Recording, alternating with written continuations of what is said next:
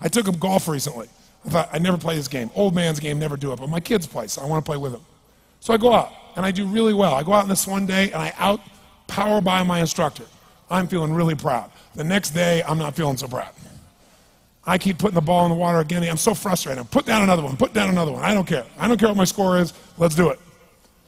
And finally, I was getting frustrated. He's going things like, ain't it a bitch? This is golf. And I'm going, bull. I said, you're a terrible instructor. I said, because I should at least be consistent at whatever shitty level I can achieve. I said, I know I'm not Tiger Woods, but I should be able to be consistent, and you're just telling me it's difficult. Telling me it's difficult is not helping. Tell me what to do. He said, well, actually, you're only a little bit off. I said, could have fooled me.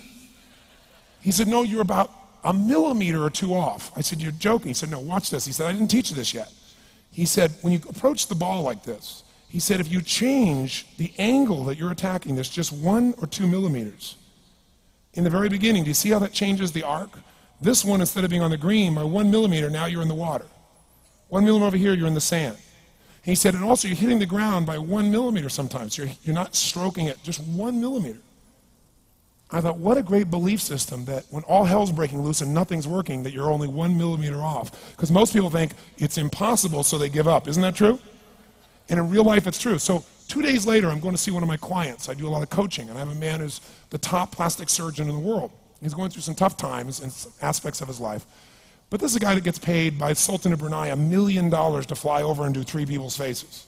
He is the #1 plastic surgeon in the world. He can make anyone who's ugly look spectacularly beautiful. He showed me pictures of a woman who's 84 years old. He made her look 40 and gorgeous, no exaggeration. But you know what? I'm waiting for him in his office, and he's still in surgery. So he's got a new book he's creating to teach other surgeons around the world. And I'm going through it, and it's got pictures of, you know, the top 100 supposedly most beautiful women in the world's faces. And then men. I wasn't paying attention to that one. I just kept turning the pages, right? But I noticed something. He's got all these measurements.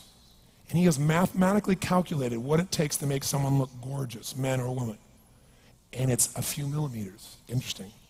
For example, on a woman, the distance between the top part of your lip and your nose, this little distance, the measurement of that, if you're beautiful, gorgeous, is the same size as your eye. If it's 1 millimeter more, you have an average face.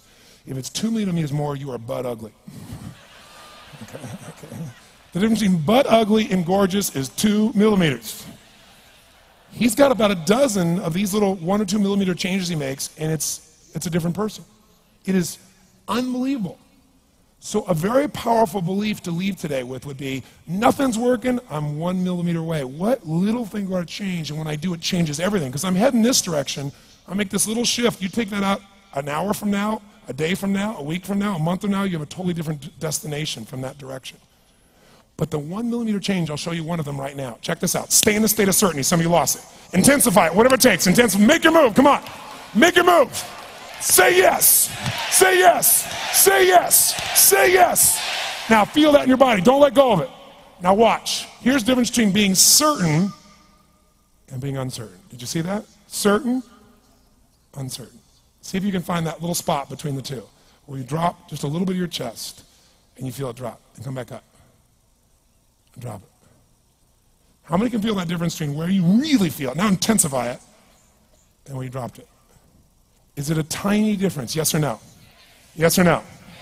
Now, could you condition yourself to feel great in this state? Yes or no?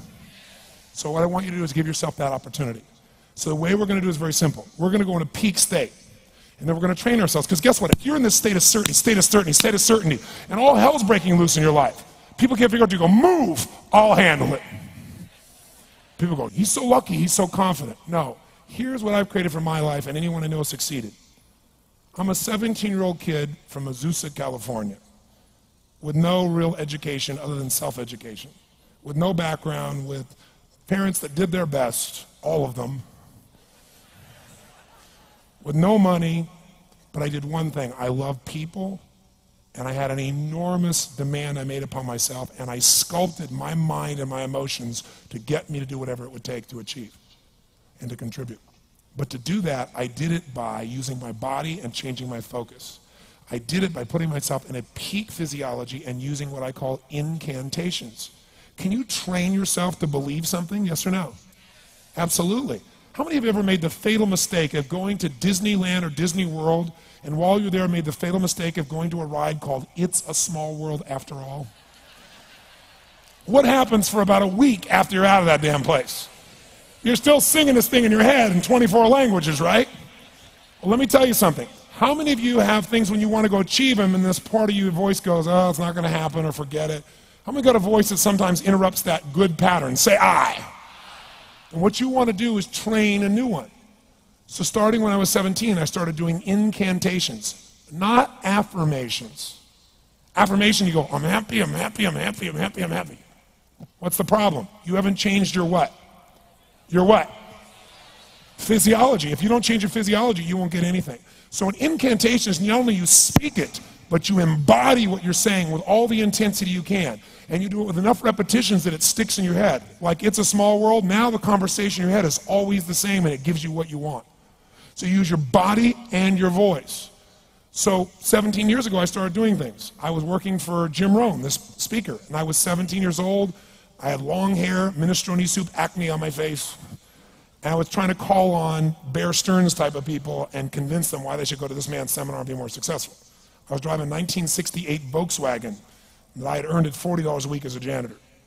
The only way I did it was park far from the building and then go in, and I love people and I believe, but I put myself in state and I was able to influence people that were far more successful than I was at the time. I would do something that I still do backstage and have done for 23 years because I don't hope I'm going to be in a good state, I demand it. So I do an incantation using my whole body. I'd say, I now command my subconscious mind to direct me in helping as many people as possible alive today to better their lives by giving me the strength, the emotion, the persuasion, the humor, the brevity, whatever it takes to show these people and get these people to change their lives now. And I would do that literally driving in my Volkswagen to a meeting in LA on the freeway for 40 minutes. People are looking at me, I'm screaming at the top of my lungs. They're going, I know he's a serial killer, I know he is. But by the time I entered that room, when two people meet, if there's rapport, the person who's most certain will always influence the other person. And I was totally certain, and they were trying to get revved up to certainty. Do you agree with this, yes or no? I do another one because I was poor. I changed my mindset. I kept doing things, but I never got beyond it. I'd say God's wealth is circulating in my life. His wealth flows to me in avalanches of abundance. All my needs, desires, and goals are met instantaneously by infinite intelligence, for I'm one with God and God is everything. And I would imagine the abundance of my life, and I would feel so grateful. And a year later, I went from making $38,000 a year to making $1 million a year in 1 year. Because successful people do what failures won't. You follow me on this? You know?